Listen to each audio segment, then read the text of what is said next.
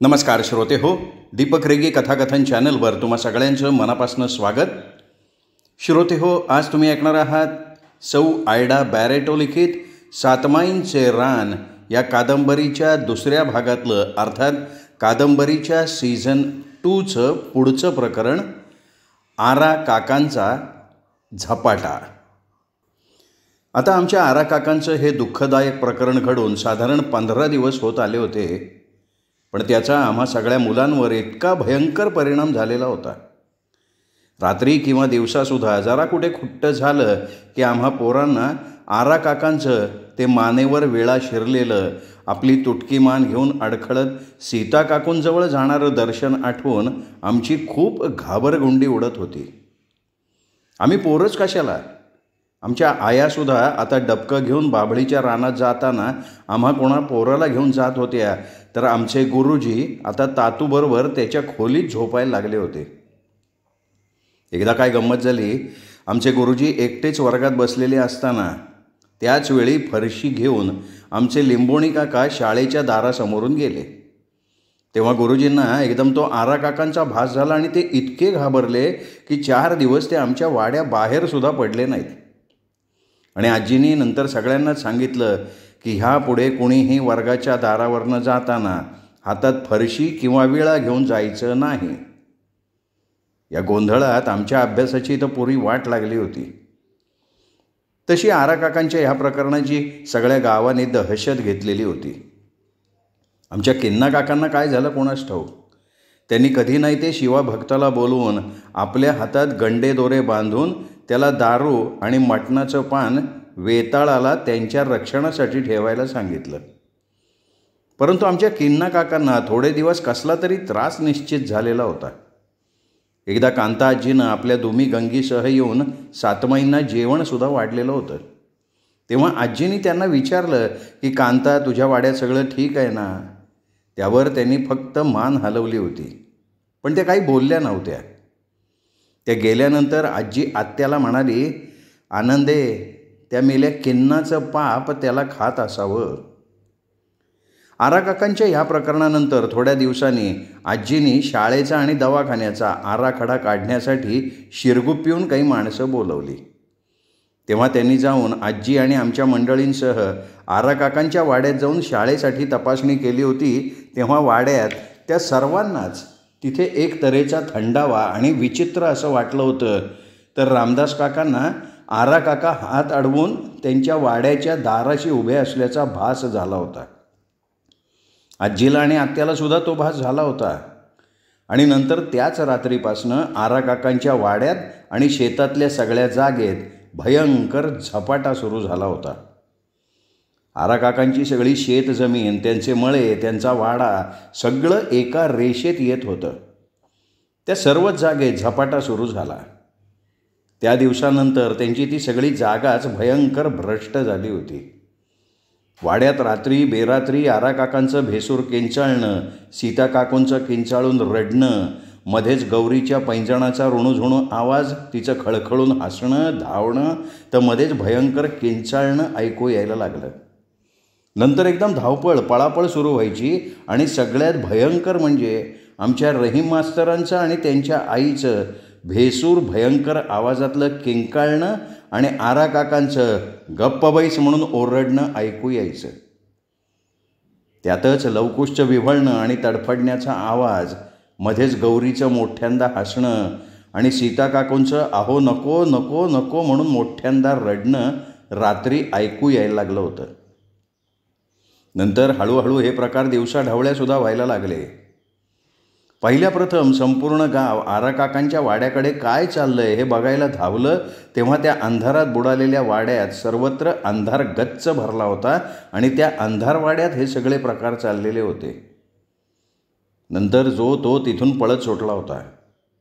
नंतर तो वाडा दिवसा शांत असायचा, पण बरोबर 12 वाजले की तिथे हा गोंधळ सुरू होऊन पहाटे पहाटे संपत असे. या सगळ्या प्रकारांनी आमची अख्खी मांजरीवाडी हादरून गेली होती. त्यात सगळ्यात विलक्षण घडलं ते म्हणजे आरा काकांचा तो रंगरंगोटी केलेला मोठा वाडा एकदम जुनाट आणि काळपट्ट रंगानं भरून गेला. आता कोणाला खरं वाटलं नसतं तो आराकाकांचा वाडा आहे. एखाद्या हजारो वर्षांइतका तो जुना दिसून त्या वाड्याच्या आजूबाजूला दगडधोंडे पसरून ते बकुळ झाड मुळासकट उन्मळून पडलं होतं आणि गौरीचा तो झोपाळा तुटून फुटून गेला होता. आमच्या रामदास काकांनी आणि दौलती काकांनी काही रामोश्यांना घेऊन ते झाड तोडण्याचा प्रयत्न केला तेव्हा कुणीतरी त्या सगळ्यांना काठीनं धोपटायला सुरुवात केली आणि त्या सगळ्यांना पळता भुई थोडी झाली. नंतर रात्री बेरात्री आमचे मान तुटके आराकाका आपल्या हातात तळपती कुऱ्हाड घेऊन मास्तरांना शिव्या घालत आपल्या शेतातून धावताना दिसायला लागले. त्यात मस्तक नसलेले मास्तर आणि त्यांची आई येणाऱ्या जाणाऱ्यांची वाट अडवायला लागले. तर कधीकधी गौरी आपलं फाटलेलं पोट दोन्ही हातानं धरून पैंजण वाजवत धावताना अनेकांनी पाहिलं होतं. सीता काकू, लवकुश, गौरी, मास्तरांची आई सर्वांना अधूनमधून दर्शन देतच होते आणि आमच्या गावात भयंकर घबराट पसरलेली होती. सगळ्यात भयंकर म्हणजे आता आराकाका आपली मान एका चामडीवर लोंबकळत आपल्या हातात कुऱ्हाड घेऊन रक्तरंजित स्थितीत इथे तिथे त्या टोमॅटोच्या शेतात उसाच्या मळ्यात पळताना दिसायला लागले. परंतु जेव्हा आराकाकांच्या हद्दीत गेलेल्या 2 शेतकऱ्यांना आणि एका रामोशाला त्यांनी तोडलं तेव्हा गाव खडबडून जागं झालं होतं. त्यामुळे आमची मांजरीवाडी घाबरली होती. तशी आमची चिमुकली मांजरीवाडी मुलाबाळांनी भरलेली होती. रात्री दमलेले गावकरी भाकर तुकडा खाऊन आपल्या अंगणात अडकित्यानं सुपारीचं खांड फोडत आपल्या शेजाऱ्यांशी गप्पा गोष्टी करत पीक पाण्याबद्दल बोलत बसत. त्यावेळी अवेळी कुठे जाण्यास कोणाला भीती वाटत नसे. पण आता काय व्हायचं? 7 वाजता सगळ्यांच्या घराची दारं खिडक्या बंद होऊन गाव रात्री अगदी सामसूम व्हायला लागलं. फक्त समोरच्या डांबरी रस्त्यावरून वाहणाऱ्या गाड्यांची वाहतूक त्या भयानक शांततेचा भंग करत असे. परंतु एकदा का रात्रीचे 12 वाजले की आराकाकांचा वाडा एकदम जागा होऊन नंतर सर्वत्र किंकाळ्या, आरोळ्या, रडणं पडणं सुरू व्हायचं. त्यावेळी आमचं शांत मांजरीवाडी जीव मुठीत धरून त्या भयानक हालचालींचे आवाज ऐकत ऐकत झोपी जाई. नंतर तर पिसाळलेले आराकाका त्यांच्या हद्दीत गेलेल्या भटक्या कुत्र्यांनासुद्धा मास्तर समजून तोडायला लागले होते.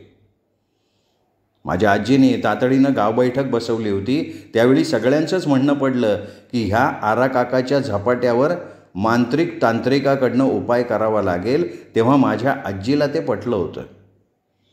सर्वप्रथम लिंबोण्या काकांच्या आग्रहावरनं शिवाभक्ताला बोलवलं गेलं. शिवाभक्तानं आराकाकांच्या वाड्यापासून दूर उभं राहून तिथे पूजा केली. 2 कोंबड्या कापल्या. त्यावेळी ते घडलं. शिवाभक्ताच्या पूजेच्या थाळीत आणि त्या मान तोडलेल्या कोंबड्यावर अनेक सफेद आळ्या भरून वळवळायला लागल्या. नंतर त्या सगळ्यांना आराकाकांच्या वाड्यातनं त्याचं खदाखदा हसणं ऐकू आलं आणि त्यांचा पळत पळत येण्याचा आवाज ऐकू यायला लागला. तसे सगळेजण तिथनं पळत सुटले. या घटनेनंतर सगळ्यांनी मिळून आराकाकांचा तो झपाटा घालवण्यासाठी अनेक मांत्रिक, तांत्रिक, भट, पुजारी, फकीर, साधू, आघोरी साधू अशा अनेकांना बोलवलं. पण काहीही फायदा न होता सगळं व्यर्थ गेलं होतं. उलट आराकाकांच्या वाड्याचा तो झपाटा जास्तच वाढला होता. आता तर भर दुपारीसुद्धा आराकाकांचा वाडा जागा व्हायला लागला. आराकाकांच्या हद्दीत कोणी चुकूनसुद्धा पाऊल टाकायला धजावत नव्हतं. आराकाकांच्या त्या टोमॅटोच्या शेतात, सूर्यफुलाच्या शेतात आणि त्यांच्या इतर शेतातलं सगळं पीक कोळसा होऊन त्या सुपीक जमिनी अगदी रेताड होऊन गेल्या होत्या. त्यात आता आराकाका आपली तुटकी मान घेऊन हातात तळपती कुऱ्हाड घेऊन आपल्या हद्दीत इथे तिथे पळताना सगळ्यांना दिसायला लागले आणि त्यातच ती भयंकर घटना घडली होती. आराकाकांच्या भीषण हत्येनंतर सर्वांनाच माहिती होतं. आमच्या आनंदी आत्यानं गौरी आणि सीताकाकूंच्या प्रेतावर मोजकेच दागिने ठेवून नंतर सीताकाकूंच्या दागिन्यांच्या डब्यात बाकीचे दागिने ठेवले आणि तो डबा सीताकाकूंच्या कपाटात ठेवून किल्ली त्या कपाटाच्या वर ठेवली होती. आणि त्यानंतर त्यांच्या त्या भीषण झपाट्यामुळे तिथे कोणीही फिरकलंही नव्हतं. परंतु काय झालं होतं तुम्हाला माहिती आहे ना? बस्त्यानं आपल्या धनगरवाडीतून 6 धनगरांना आणून मुंगळ्यानं घेतलेल्या जमिनीत त्यांना झोपड्या बांधून ठेवलेलं होतं. म्हणजे आमच्या मुंगळ्यानं रामशा धनगरवाडी वसवण्याची ती पहिली सुरुवात केलेली होती. तर त्यातल्या 4 धनगरांनी ठरवलं की सकाळी आराकाकांच्या वाड्यात खिडकीतून जायचं आणि तो दागिन्यांचा डबा घेऊन यायचं. त्यावेळी त्यांना वाटलं सकाळी काही आराकाकांचा झपाटा होणार नाही. त्यावेळी त्या धनगरांना माहिती होतं की आनंदी आत्यानं कपाटाची किल्ली त्या कपाटावरच ठेवलेली आहे. यावेळी ठरल्याप्रमाणे अगदी पहाटे पहाटे ते 4घे धनगर आराकाकांच्या वाड्याजवळ आले. तेव्हा तो वाडा अगदी शांत होता. तेव्हा एक धनगर टेहळण्यासाठी मागे उभा राहिला आणि बाकीचे 3 धनगर खिडकीतनं आत उड्या मारण्यासाठी त्या उघड्या खिडकीजवळ पोहोचले होते की एकदम आराकाकांच्या वाड्याचं दार सताड उघडं झालं आणि हातात कुऱ्हाड घेतलेले मानतुटके आराकाका वाऱ्याच्या वेगानं तिथं पोहोचले होते. आणि त्या 3 धनगरांना काय घडतं हे समजण्या अगोदर आराकाकांनी "मास्तरड्या पुन्हा आलास" असं किंचाळत क्षणात त्या 3 मानेवर खसा खसा घाव घालून त्या 3 मुंडकीच उडवून टाकली होती. हे सगळं लांबून बघणारा तो 4था धनगर जीव घेऊन पळत सुटला. तेव्हा त्याच्या मागे आराकाका पळत होते आणि जीवाच्या भीतीनं वाऱ्यासारख्या पळणाऱ्या त्या धनगरानं त्यांच्या हद्दीतून बाहेर उडी मारून तो पळत सुटला. तेव्हा आराकाका नाहीसे झाले होते. नंतर अत्यंत घाबरलेल्या त्या धनगरानं ओरडून सगळा गाव गोळा केला. त्यावेळी कुणीही त्या धनगरांची 3 प्रेतं आणायला आराकाकांच्या हद्दीत शिरलं नव्हतं. पण दिवसाढवळ्या ह्या 3 मानव हत्यांनी सगळी मांजरीवाडी दचकली होती. आमची आजी त्यामुळे भयंकर अस्वस्थ झाली होती. जर आराकाकांनी गावात असाच धुमाकूळ घातला तर इथे राहणं सर्वांना फार घातक होणार होतं. त्यात आमच्या सातमाईसुद्धा काही बोलत नव्हत्या. आजी अशी चिंतेत असताना आमचे सदप्पा काका आमच्या वाड्यात आले होते. आल्या आल्या ते आजीला म्हणाले, "आये, माझ्या मनात एक विचार आलाय. मागे माझ्या त्या काळ्या हुडदाच्या शेताबद्दल मी ज्या बेळगावच्या अघोरी तांत्रिकाजवळ गेलो होतो त्या तांत्रिकाला आपण इथे बोलवून आराबद्दल तो काही करतोय का ते बघूया." आजी म्हणाली, "अरे मग आजच त्याला सांगावा पाठव आणि बोलवून घे." तसा त्या तांत्रिकाकडे लगेच सांगावा पाठवून आमच्या सदप्पा काकांनी त्यांना मांजरीवाडीत बोलवून घेतलं होतं. आणि आल्या आल्या त्या तांत्रिकानं सगळ्यांना सांगितलं की कोणाचा तरी झपाटा इथे पसरायला लागलाय.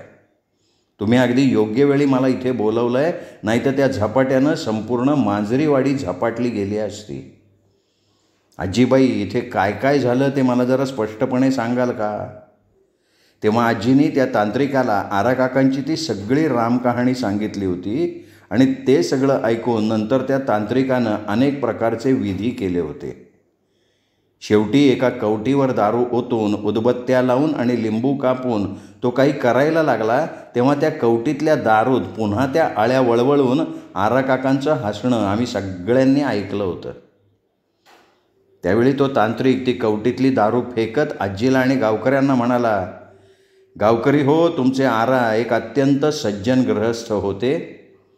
परंतु मास्तरांचा सूड घेण्याच्या सूडबुद्धीची इतकी ज्वलंत भावना त्यांच्या मनात धगधगत होती की त्यांनी तो सूड घेतल्यानंतर मृत्यूनंतरसुद्धा त्यांच्या त्या सूडबुद्धीचं रूपांतर अशा झपाट्यात होऊन त्यांना मोक्ष न मिळता ते असे भटकत सुटलेत. त्या मास्तरांबद्दलचा इतका द्वेष त्यांच्यात साचला आहे की त्यांच्या हद्दीत येणारा प्रत्येक जिवंत प्राणी त्यांना मास्तरच वाटतो आणि नंतर तिथे ते हत्याकांड घडतं. त्यांची ती सूड घेण्याची भावना इतकी प्रखर आहे की त्यामुळे ते कोणाला दाद देत नाहीत, अगदी मलासुद्धा." तेव्हा आजी निराश होऊन म्हणाली, "मग आता साधूबुवा, आम्ही करायचं काय? का आमचं गाव सोडून निघून जायचं आम्ही? हे बघा, आमच्या सातमाई इथे आहेत. आमचं गाव मुलाबाळांनी भरलेलं आहे. इथे आमच्या वडिलोपार्जित जमिनी आहेत, आमचे वाडे आहेत. तेव्हा तुम्ही आरा फक्त त्याच्या वाड्यात राहील असं काहीतरी करा." तेव्हाच आमचे नागो काका जोरात म्हणाले, "आंबे, इथे 5 आत्मे अगदी वाईट तऱ्हेनं अडकलेले आहेत. तेव्हा आराच्या जमिनीपासून ते त्याच्या वाड्यापासून एक गोलाकार भिंत बांधा आणि आराला त्याची हद्द घालून द्या. म्हणजे तो त्या भिंतीच्या आतच राहील, गाव त्याच्यापासून सुरक्षित राहील. कालांतरानं आराचा झपाटा कमी कमी होत कधीतरी संपून जाईल, परंतु कुणीही नंतर त्याच्या हद्दीत जाऊ नये, नाहीतर मनुष्यवध हा निश्चितच संभवतो. तसंच ती भिंत बांधून होईपर्यंत आम्ही आराला त्याच्या वाड्यात अडकवून ठेवू, तेव्हा लवकर त्या कामाला सुरुवात करा. तो तांत्रिक नागो काकांकडे आ वासून बघत म्हणाला, अहो हे कोण आहेत? त्यांनी या झपाट्यावर अगदी योग्य असा निर्णय घेतला आहे. तुम्ही ताबडतोब त्या आराच्या प्रत्येक जमिनीभोवती भिंत बांधून त्यांची एक हद्द त्यांना ठरवून द्या. एवढं सांगून तो तांत्रिक आपली बिदागी घेऊन निघून गेला. तेव्हा आजी दौलती काकांना म्हणाली, आता दौलती, सातमाईंनी हे अगोदर सांगितलं असतं तर निदान त्या तांत्रिकाचा खर्च तरी वाचला असता. तेव्हाच आमचे नागो काका पुन्हा एकदा म्हणाले, अंबे, आरा आपला असताना त्याला असं वाळीत टाकणं सातमाईंना मान्य नव्हतं, म्हणून आम्ही काही बोलत नव्हतो. परंतु आता आराचं प्रकरण हाताबाहेर जायला लागलंय, म्हणून आम्हाला हे बोलावं लागलंय. हे ऐकून माझी आजी एकदम गप्प झाली. नंतर ती पाणावलेल्या डोळ्यांनी रामदास काकांना म्हणाली, रामदास, आराच्या जमिनीला लागून या सदाप्पाची, दौलतीची, लिंबोण्याची आणि रामाच्या जमिनी आहेत आणि दुसऱ्या बाजूला बाकीच्या शेतकऱ्यांच्या जमिनी आहेत. तेव्हा आता वेळ घालून आपल्याला आराचा धोका पत्करता येणार नाही. तेव्हा आपण लगेच गावाकडनं वर्गणी गोळा करू, आराच्या जमिनीभोवती आणि वाड्याभोवती मोठी भिंत बांधून टाकू. आणि ही भिंत बांधताना सातमाई आराला त्याच्या वाड्यात अडकवून ठेवणार आहेत, म्हणजे भिंत आपल्याला सुखरूप बांधता येईल.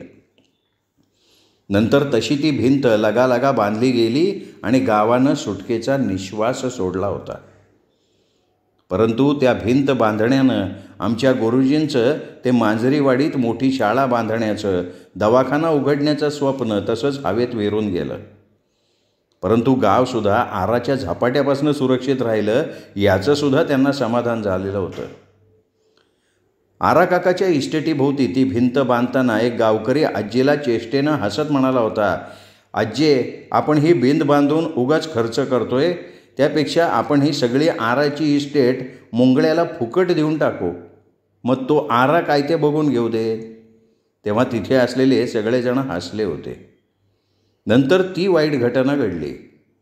ती भिंत ज्या दिवशी बांधून पूर्ण झाली त्याचवेळी आराची इटा चांभार, नाग्या सुतार, रामोशी आणि गरीब शेतकऱ्यांना वाटलेली ती सगळी जनावरं काहीही कारण नसताना पटापटा एकाच वेळी मरून गेली. आजीने आराची कुठलीही गोष्ट गावात राहू नये म्हणून ती सगळी जनावरं त्या भिंती आड फेकून द्यायला सांगितलं होतं. त्यावेळी आजी खेदानं गुरुजींना म्हणाली, आरानं आपली प्रत्येक वस्तू, आपली जनावरंसुद्धा आपल्याजवळ ठेवून घेतली आहेत. गुरुजी खरंच आमचे आरा काका रहीम मास्तरांचा इतका प्रखरपणे द्वेष करत होते की त्या द्वेषातून त्यांची भूतयोनीतून सुद्धा सुटका झालेली नाही. आता दर रात्री आरा काका हातात कुऱ्हाड घेऊन त्या भिंतीआड गोल गोल पळत असतात. कधी त्या भिंतीवर कुऱ्हाडीचे घाव ऐकू येतात. खरंच आमच्या चांगल्या आरा काकांचा त्यांच्याच मुलीच्या एका लहानशा चुकीमुळे असा सर्वनाश झालेला होता. नेहमी आमच्या आजीला हसत हसत आरा काका म्हणायचे की आजी, मी फार सुखी आहे. आता तेच रात्रभर त्या भिंती आडून मास्तरांना शिव्या देत, मारत, रडत, पळत राहतात. मला अनेकदा वाटतं की खरोखर असं दुर्दैव देवानं कुणाच्याही वाट्याला कधीही घालू नये. आता येणाऱ्या प्रत्येक शुभप्रभाती आमची शांत असणारी मांजरीवाडी रात्री 12 वाजल्यानंतर मात्र आरा काकांच्या त्या भिंती आडच्या अनेक हालचालींच्या आवाजानं खूप वेळ जागे असे. तिथे आता गौरीच्या पैंजणाच्या आवाजाबरोबर लवकुशच्या घुंगुरमाळांचा आवाजसुद्धा ऐकू येतो, तर कधी सीता काकूंचं खळखळून हसणं आणि गौरी ये ग गौरी, गौरी ये ग गौरी अशी हाक ऐकू येते. तर कधी आरा काकांनी मास्तरांना घातलेल्या शिव्या ऐकू येतात, तर तिथे अचानक अनेक जनावरांचं हंबरणं ऐकू येतं आणि मध्येच किंकाळ्या, रडणं, पडणं सुरू होतं. आरा काकांचा तो परिसर एका विचित्र गूढ हालचालींनी भरून जातो. पण आता या सगळ्या गोंधळाचं गावात कोणाला काही वाटत नाही. या सगळ्या प्रकाराची आम्हा सगळ्यांनाच सवय झाली आहे. तरी पण जर कधी कोणाच्या वाड्यात परगावचा पाहुणा आला तर त्याला मात्र रात्रभर जागरण होतं.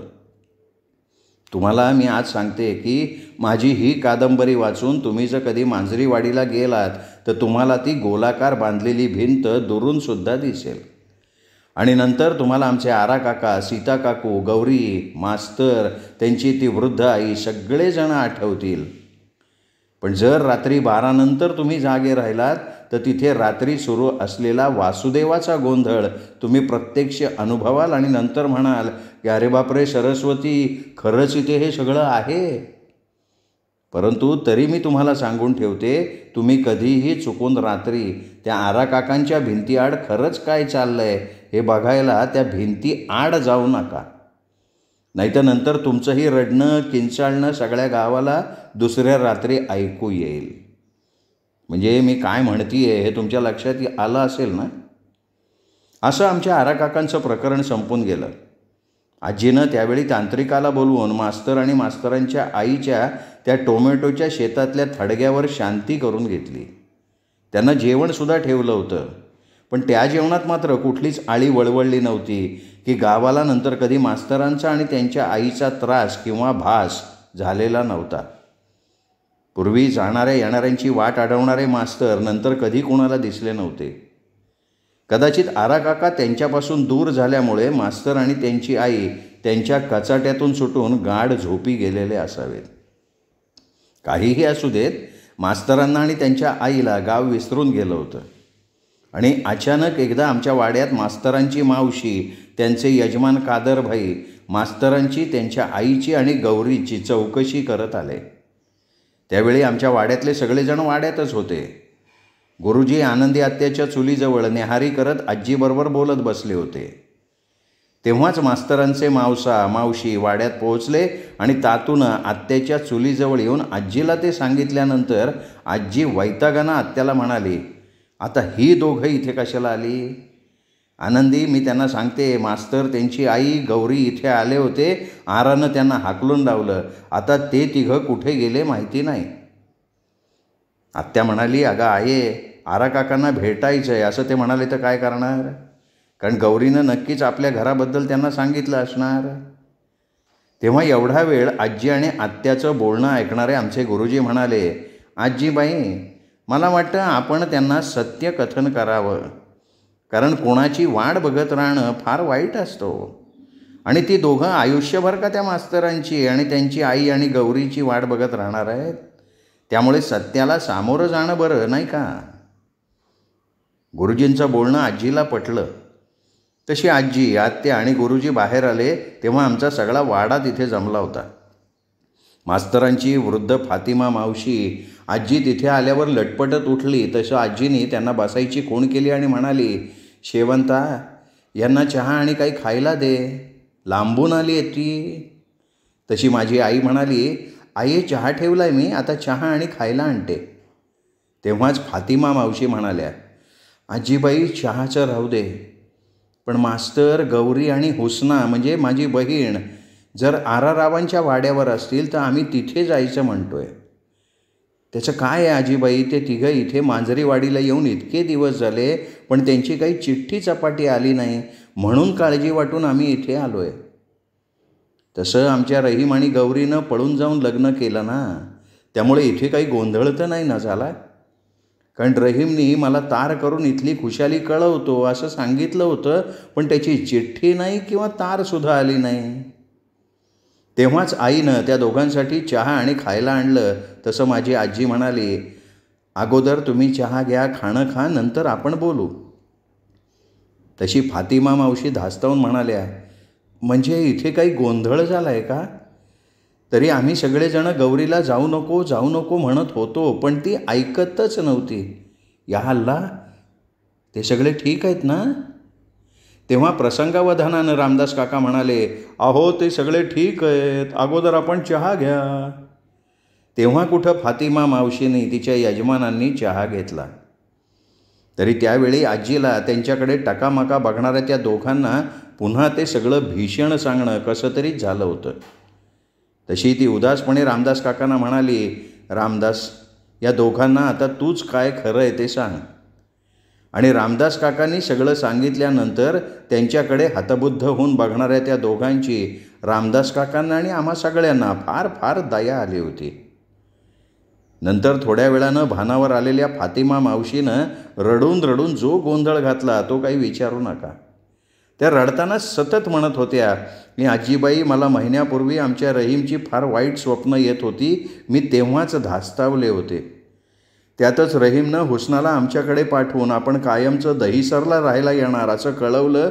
तेव्हा मला हायसं वाटलं होतं. तेव्हा रहीम आला, पण तो गौरीला घेऊनच आला.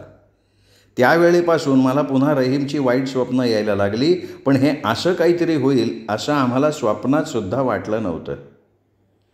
अहो, एक बाप जल्लाद होतो, आपल्याच गरोदर पोरीला ठार करतो, म्हणजे तो आरा किती वाईट होता. हे ऐकून आजी रागानं त्यांना काही बोलायच्या अगोदर आमचे गुरुजी मावशींना म्हणाले, अहो, यात कोणीच वाईट नाही आणि सगळं झाल्यानंतर कुणाला बरं वाईट म्हणून काही होणार आहे का? त्यापेक्षा तुम्ही त्या सगळ्यांच्या आत्म्याच्या शांतीसाठी प्रार्थना करा.